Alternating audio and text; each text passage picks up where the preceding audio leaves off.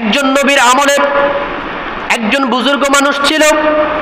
সেই বুজুর্গ আল্লাহওয়ালা মানুষটি একটি ঘরের মধ্যে, কুড়ে ঘরের মধ্যে বসে বসে আল্লাহর ইবাদত করত। এমন কোনো দিন নেই, এমন কোনো রাত নেই যে তাহাজ্জুদ নামাজ আদায় করতেন না। এমন কোনো দিন নেই আল্লাহর ইবাদত মশগুলের মধ্যে থাকতেন না। মাথার মধ্যে পট্টি দিয়ে সব সময় একটা ওই ঘরের মধ্যে থেকে ইবাদত বন্দেগী করতো আল্লাহওয়ালা মানুষ। কেউ কখনোই কোনো মন্দ কথা ওই মানুষকে বলতো না, কেউ কখনো ওই মানুষটাকে ধিক্কার দিত না, খারাপ জানতো না। এত ভালো মানুষ ছিল। কিন্তু ঘরের বাহিরের মধ্যে যত রকমের খুন খারাপের আহাজানি, অশ্লীলতা, বেহায়াপনা মানুষের মধ্যে শুরু হয়ে গিয়েছে। আল্লাহ রাব্বুল আলামিন যেগুলোকে অপছন্দ করতেন, মানুষ আল্লাহর থেকে দূরে সরে গিয়েছে, আল্লাহ এবার মানুষ থেকে দূরে সরে যাচ্ছেন। জিব্রাইল ফেরেশতাকে ডাকলেন, যাও এই জমিনটাকে তুমি কি করে দাও, উল্টিয়ে দাও।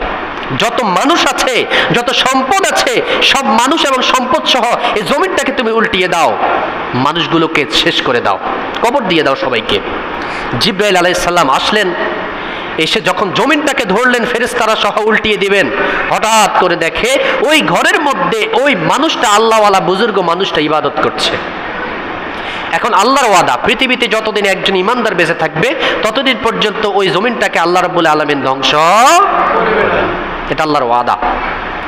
এই কারণে জিবরাইল আলাইহিস সালাম জমিনটাকে আর না ধরে আবার আল্লাহর কাছে চলে গেলেন, আল্লাহ এই ঘরের মধ্যে, কুড়ে ঘরের মধ্যে আপনার একজন বান্দা আছে, খুব আল্লাহওয়ালা ব্যক্তি, আপনাকে সারাক্ষণ ডাকে, চোখ দিয়ে পানি পড়ছে, আপনাকে ডাকাডাকি করছে, নামাজ পড়ছে, নিয়মিত তাহাজ্জুদ পড়ছে, সারাক্ষণ মুখে জবানের মধ্যে আপনার জিকির আর জিকির। এই ব্যক্তিটার জন্য মায়া হয়েছে, এই ব্যক্তিকে সহ কিভাবে এই জমিনটাকে উল্টিয়ে দেব। আল্লাহ রাব্বুল আলামিন এই সময় বললেন, জিবরাইল ওই মানুষটাকে সহ তুমি এই জমিনটাকে উল্টিয়ে দাও। তার কারণ হচ্ছে এই মানুষটা কুড়ে ঘরের মধ্যে থেকে আমি আল্লাহ রাব্বুল আলামিনকে ভয় করে চলে, আমি আল্লাহ রাব্বুল আলামিনকে ডাকে, ইবাদত বন্দেগী করে, কিন্তু তার চোখের সামনে এত অন্যায়, অশ্লীলতা, বেহায়াপনা, এত খুন খারাপি, এত খারাপ কাজ সংগঠিত হচ্ছে। এই মানুষটি কখনো এই ঘরের থেকে বের হয়ে ওই মানুষদেরকে এই সকল অসৎ কাজ থেকে ফিরে থাকার জন্য বলে নাই, মানুষদেরকে কখনো নামাজ পড়ার জন্য বলে নাই, মানুষদেরকে কখনো অশ্লীলতা থেকে ফিরেন আসার জন্য বলে নাই। সুতরাং এই মানুষটা সমান অপরাধী, ওই মানুষটাকে সহই তুমি জমিনটাকে উল্টিয়ে দাও। বলেন নাউজুবিল্লাহ। আহা, দেখেন আল্লাহকে এত ডাকা ডেকেছে, বৃদ্ধ হয়ে গিয়েছে ডাকতে ডাকতে, এরপর আল্লাহ রাব্বুল আলামিন বলছেন এই মানুষটাকে সহই তুমি জমিনটাকে উল্টিয়ে দাও।